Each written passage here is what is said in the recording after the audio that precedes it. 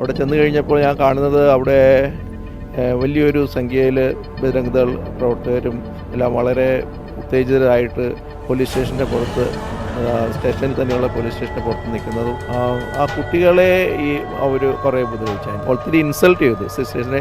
എന്നിട്ട് അവരുടെ ബാഗിലുള്ള സാധനങ്ങളൊക്കെ എടുത്ത് ബൈബിളുമൊക്കെ എടുത്ത് പുറത്ത് എറിയുകയോ ഒക്കെ ചെയ്തിട്ടുണ്ട്. പുറത്ത് എവിടെയെങ്കിലും പ്രാർത്ഥിക്കാനോ എവിടെയെങ്കിലും സാധാരണ ആൾക്കാർ ക്രിസ്ത്യാനികൾ തന്നെ ഒരുമിച്ച് കൂടിയാൽ ഇവരുടെ ഗ്രൂപ്പ് വന്ന് അവരെ ആക്രമിക്കുകയും പോലീസുകാർ തന്നെ ഉടനെ തന്നെ ഇവർക്ക് തന്നെ സപ്പോർട്ട് ചെയ്ത് ഉടനെ അവരുടെ പേര് പിടിച്ച് കേസ് ഉണ്ടാക്കുകയും. നമുക്ക് ഇതിനടുത്ത് വേറൊരു സമ്മർദ്ദമുണ്ട്. കാരണം പുറത്തു നിന്ന് നിർഭയം നമുക്കിത് റിപ്പോർട്ട് ചെയ്യാനുള്ള ഒരു സാമൂഹിക സാഹചര്യം ഇല്ല കേരളത്തിലേതുപോലെ.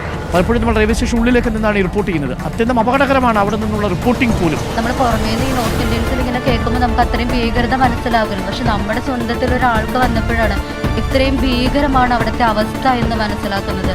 അതായത് ഈ മതപരിവർത്തനം ആരോപിച്ചുകൊണ്ട് ഈ ബജ്രംഗ് ദൾ പ്രവർത്തകർ ചുറ്റും കൂടി, പക്ഷെ പിന്നീട് അതല്ല എന്ന് ബോധ്യപ്പെട്ടപ്പോൾ അത് മനുഷ്യക്കടത്തിലേക്ക് മാറ്റുകയായിരുന്നു. അങ്ങനെ ബോധപൂർവമായിട്ടുള്ള ഒരു അക്സിലേക്കാണ് കാര്യങ്ങൾ പോയത് എന്നാണ് പറയുന്നത്. അത് കേരളത്തിൽ പ്രശംസാപത്രവും ഉത്തരേന്ത്യൻ സംസ്ഥാനങ്ങളിൽ കുറ്റപത്രവും തരുന്ന ഈ ഒരു രണ്ട് രീതി അവസാനിപ്പിക്കുക എന്നുള്ളതാണ്. കേക്കുമായി വരുന്നവരെ നിങ്ങൾ തിരിച്ചറിയണം. ചില പള്ളികളിലേക്ക് സ്വർണ്ണക്കിരീടവുമായി വരുന്നവരെയും നിങ്ങൾ തിരിച്ചറിയണം.